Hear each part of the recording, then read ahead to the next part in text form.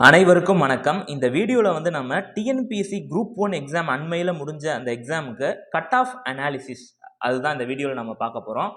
இப்போது இந்த cut off நான் எதை பேஸ் பண்ணி நான் வந்து ஃபைனலாக இந்த கட் ஆஃப் நான் கொடுத்துருக்கேன் அப்படின்னு நீங்கள் பார்த்தீங்கன்னா, கொஷின் பேப்பரோட டிஃபிகல்ட்டி. ஃபஸ்ட்டு பாயிண்ட் வந்து கொஷின் பேப்பரோட டிஃபிகல்ட்டி. இந்த வாட்டி வந்து கொஷின் பேப்பர் வந்து ரொம்பவே ஒரு சேலஞ்சிங்காக தான் இருந்துச்சு, அதுதான் உண்மை. மேக்ஸ்லலாம் வந்து பார்த்தீங்கன்னா ஒரு 19 கொஷின் வந்து உங்களால் கொஞ்சம் யோசித்து போட்டிருந்தீங்கன்னா கண்டிப்பாக 19 கொஷினுக்கு மேலே உங்களால் போட்டிருக்க முடியும். அதனால் வந்து இந்த கேள்வித்தாளே ஃபுல்லாகவே நீங்கள் இப்போ வந்து பார்த்தீங்கன்னா ஒரு சேலஞ்சிங்காக தான் இருந்துச்சு. நான் கஷ்டம்னு நான் சொல்ல மாட்டேன். ஏன்னா எனக்கு தெரிஞ்சு பர்சனலாக ஒரு 2-3 பேர் வந்து என்கிட்ட 145 கொஸ்டினுக்கு மேலே நான் எழுதியிருக்கேன் அப்படின்னு சொன்னாங்க. ஸோ கஷ்டம்னு ஒன்று இந்த உலகத்தில் எதுவுமே இல்லை. ஸோ இந்த கொஷின் பேப்பர் வந்து சேலஞ்சிங்கான கொஷின் பேப்பர். சரி, இப்போ வந்து இதில் நான் வந்து எவ்வளோ கொஷினுக்கு மேலே நான் போட்டிருந்தா சேஃபாக எனக்கு கண்டிப்பாக நான் மெயின்ஸுக்கு போவேன் அப்படின்ற அந்த ஒரு உறுதியோடு நம்ம இருக்கலாம் அப்படின்னு பார்த்தீங்கன்னா, 130 கொஷின் நீங்கள் கரெக்டாக நீங்கள் அடிச்சிருந்தீங்க அப்படின்னா கண்டிப்பாக நீங்கள் மெயின்ஸுக்கு உட்காருவீங்க. சரிங்களா? அதை வந்து நீங்கள் இதை மூலியமாக நீங்கள் தெரிஞ்சுக்கலாம். இப்போ வந்து இந்த கட் ஆஃப் அனாலிசிஸை நம்ம பார்க்கலாம். இது எப்படி நான் இந்த கட் ஆஃப் நான் சொல்கிறேன் அப்படின்னு நீங்கள் பார்த்தீங்கன்னா, ப்ரீவியஸ் இயரில் வந்த கட் ஆஃப் அது ஒரு ஃபேக்டராக நான் எடுத்துக்கிட்டேன். அப்புறம் செகண்டாக வந்து கொஸ்டின் பேப்பரோட டிஃபிகல்ட்டி, தேர்டு பாயிண்ட்டாக நான் எடுத்துக்கிட்டது எனக்கு தெரிஞ்ச வட்டாரங்களில் நான் சேகரித்த அந்த டீட்டெயில்ஸ். இது மூணையும் பேஸ் பண்ணது.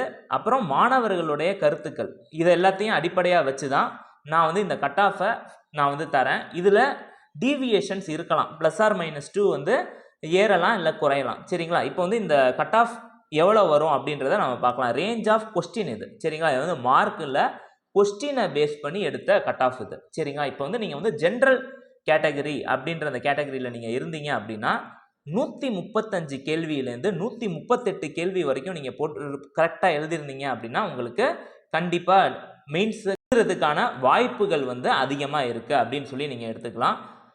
இது வந்து நீங்கள் பார்த்தீங்கன்னா இது வந்து ஜென்ரல் கேட்டகரியில் மேலுக்கு நான் சொல்லிட்டு இருக்கேன். ஃபீமேலுக்கு கண்டிப்பாக ஒரு 2 கொஸ்டின் கிட்ட குறையலாம்.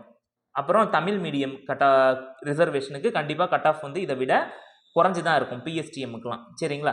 இப்போ வந்து நெக்ஸ்ட் பிசி கேட்டகரிக்கு கட் ஆஃப் நம்ம பார்க்கலாம். அந்த ரேஞ்ச் வந்து 128 கேள்விகள்லேருந்து 132 கேள்விகள் அப்படின்ற அந்த ஒரு ரேஞ்சில் உங்களுக்கான கட் ஆஃப் வந்து வரத்துக்கான வாய்ப்புகள் அதிகமாக இருக்குது.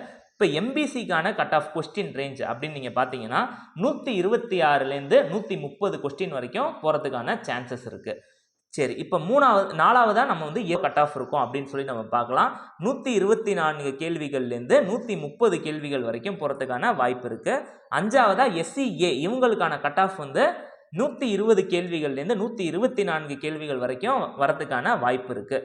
எஸ்டிக்கான கட் ஆஃப் வந்து கொஸ்டின் தான் இது. 115 கேள்விகள்லேருந்து 118 கேள்விகள் வரைக்கும் ஒருத்தர் ரைட்டாக எழுதியிருந்தாருன்னா அவருக்கான சான்ஸ் மெயின்ஸ் அவர் எழுதுறதுக்கான வாய்ப்பு வந்து அதிகமாக இருக்குது. இது வந்து மேலுக்கான கட் ஆஃப். இது ஃபீமேலுக்கு கண்டிப்பாக அந்தந்த ரிசர்வேஷன் கேட்டகரிக்கு தகுந்த மாதிரி கொஸ்டின்ஸ் வந்து குறையும்.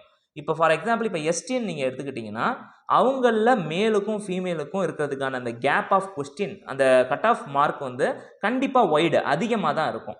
இப்போ ஜென்ரலில் எடுத்துக்கிட்டிங்கன்னா ஒரு கேள்விகள் பக்கம் அந்த ரேஞ்ச் ஆஃப் டிஃப்ரென்ஸ் வந்து இருக்கலாம். அதாவது மேலுக்கும் ஃபீமேலுக்குமான அந்த ரேஞ்சு. இப்போ 135 கட் ஆஃப் கொஸ்டின் வருதுன்னா ஃபீமேலுக்கு 134 கொஸ்டின் அப்படின்னு சொல்லி வரதுக்கான சான்ஸ் இருக்குது. இது வந்து ஒரு ஜென்ரல் கட் ஆஃப். இதை பேஸ் பண்ணி நீங்கள் என்ன தெரிஞ்சுக்கலாம்னா 130 கேள்விக்கு மேலே நீங்கள் சரியாக எழுதியிருக்கீங்க அப்படின்னா கண்டிப்பாக உங்களுக்கான மெயின்ஸ் எழுதுறதுக்கான சான்ஸ் வந்து ஜாஸ்தியாக இருக்குது அப்படின்னு சொல்லி நீங்கள் தெரிஞ்சுக்கலாம்.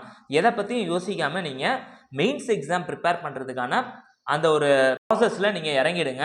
ஏன்னா உங்களுக்கு ரிசல்ட் வந்ததுக்கப்புறம் மெயின்ஸ் எக்ஸாம் வந்து ரொம்ப பக்கத்தில் சொல்லிடுவாங்க. ஸோ இப்போவே நீங்கள் படிக்க ஸ்டார்ட் பண்ணிவிடுங்க. ஆன்சர் ரைட்டிங்லாம் டெய்லி எழுதி பாருங்கள். கண்டிப்பாக இது வந்து உங்களுக்கு மெயின்ஸுக்கு ஹெல்ப்ஃபுல்லாக இருக்கும். நான் மெயின்ஸ் எப்படி ப்ரிப்பேர் பண்ணுறது அப்படின்றத பற்றி டீட்டெயில்டாக ஒரு வீடியோ ஒன்று போடுறேன் என் சேனலில்.